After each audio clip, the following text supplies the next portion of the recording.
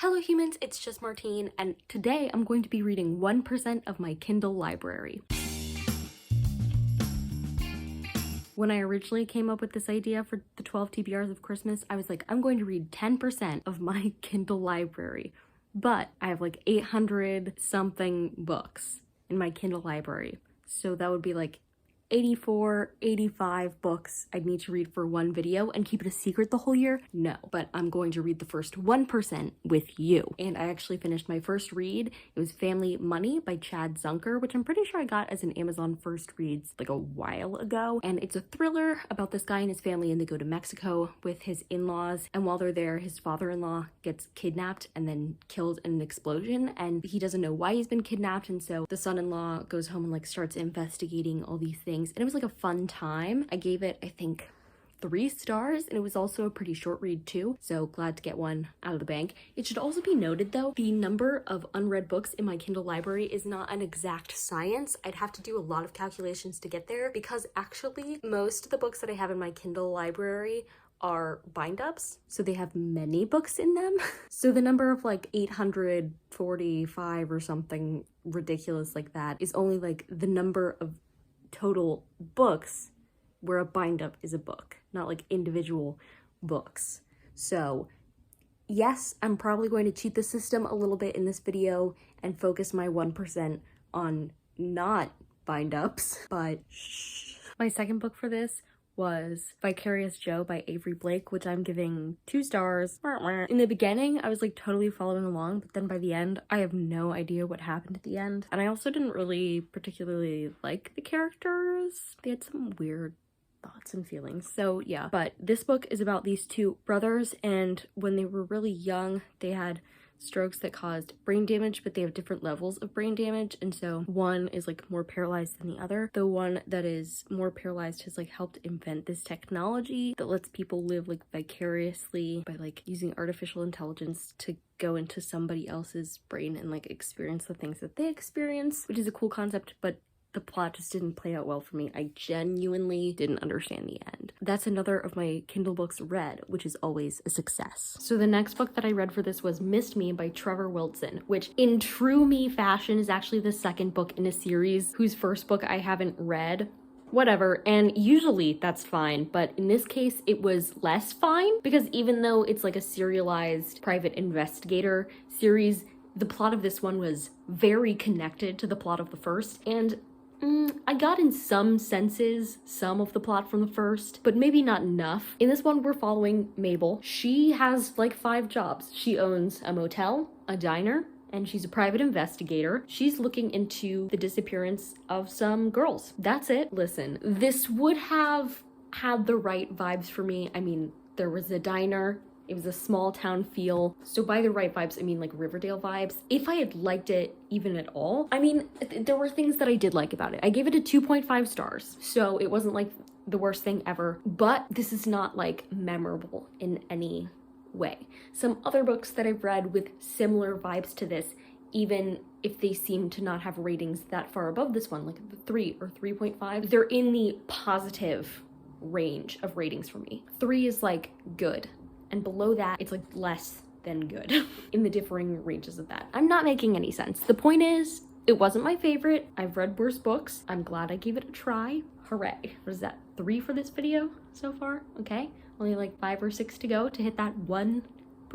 We can do this. The next book I read for this was The Legacy Human by Susan Cain Quinn. And this is technically the first in a series called The Singularity, but I will not be continuing the series because I just have this first book for free, and you know, that's what I do with my free books. I read what I have and then let them go. I know it's a way that self-published authors try to get people to buy later books in the series, but unfortunately, I haven't found a series in this adventure that has grasped me so much that I wanted to buy the second book, nor do I have the money to, even if I did. But this one was actually better than most that I've read like this. I'm giving it a 3.5. It's kind of a shame because it could have been a 4 at some points. There's this part, it's not at the end, but it's like close to the end, where the point of the plot changed completely. And at first I was like, this is gonna ruin the end of the book for me, and it didn't. The ending was still fine, but there was a rough adjustment period for me. But unlike most books that I read nowadays, I understood this book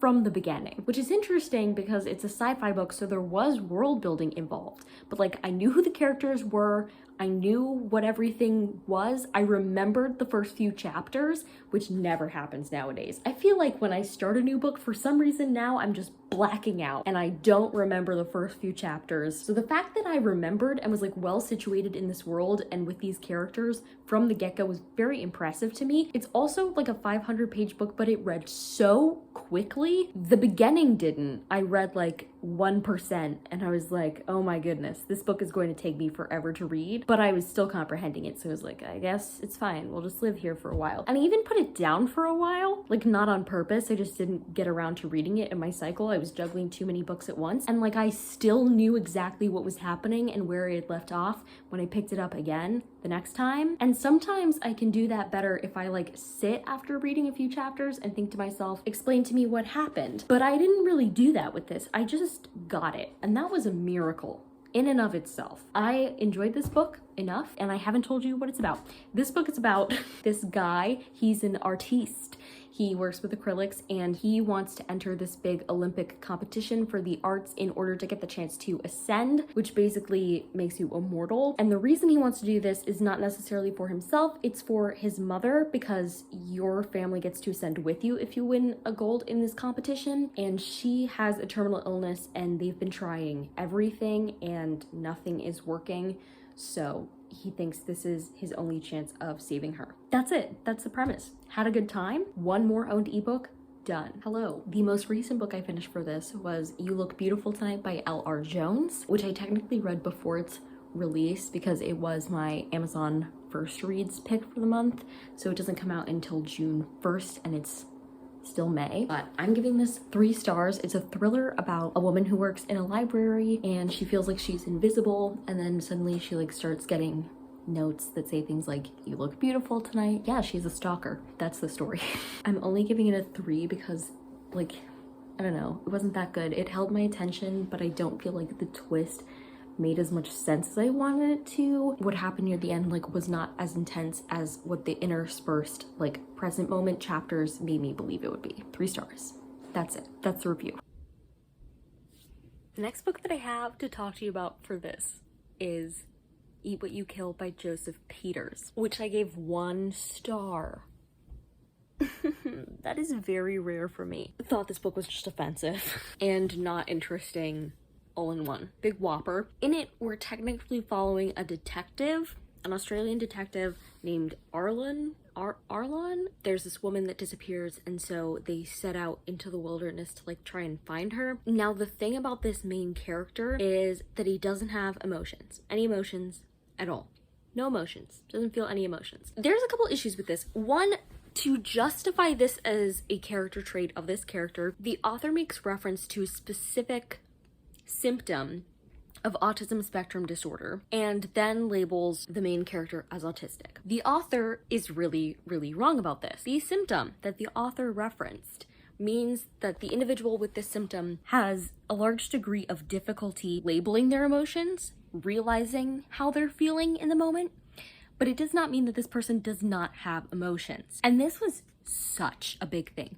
Like, the character kept being like, you misunderstand me, I can't be offended because I have this thing, I don't feel anything, blah blah blah blah blah. And I was like, no, wrong. And it made it seem like people with autism spectrum disorder don't feel things, which is incredibly wrong and incredibly offensive. So I hated that, hated every second of it. I'm going to make the assumption here that the Aboriginal representation was probably also offensive, but I don't have any experience or knowledge on that, so I can't speak to that for sure. If the author handled this one thing really poorly, I'm not expecting that they handled another thing with extreme sensitivity. You know what I mean? You know what I mean? So yeah, hated this book, hated it a lot, didn't care, but it's read now, and I left a 1-star review, so things like that happen. The people who rated it highly, I don't know what's wrong with them.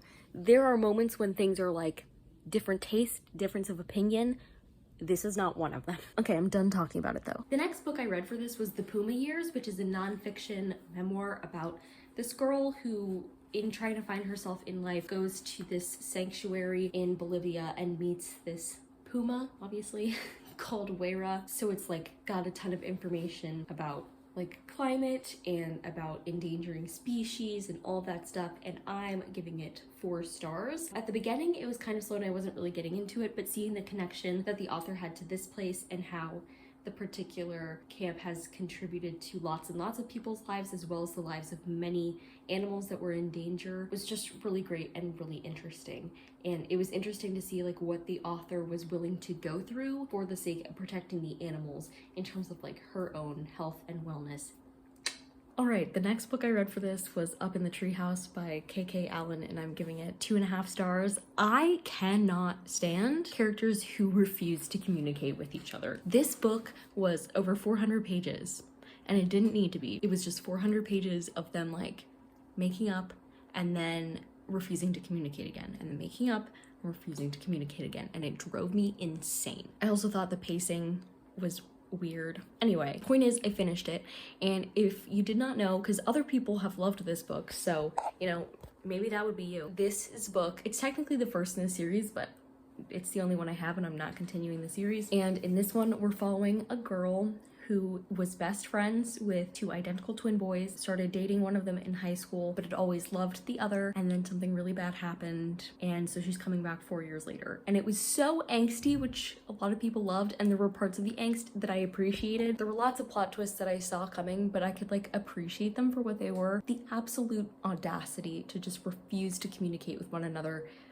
I couldn't do it. The good news is that's another Kindle book, done and dusted. I think I have like 1 more to read for this. We'll just see what happens. My final book for this was Tear Down and Die, which is like a cozy mystery. But in this one, we're following this woman and she ends up taking over this old antique store and kind of like flipping it. And also there's a murder, obviously. And I'm giving this one 4 stars, so a big win for this video. I just thought it was really fun and it was cozy and I liked the characters. The murder mystery was kind of like in the background, like it wasn't as important as the people in the small town and getting the like store ready and stuff, but overall I just really liked it.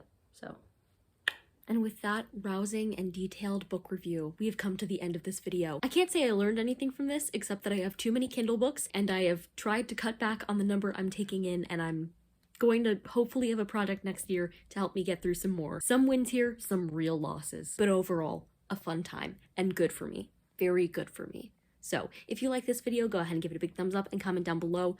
Do you also hoard too many books, especially free and cheap books, in your Kindle library? And subscribe for more reading, writing, and college lifestyle content. And until next time, bye humans, bye!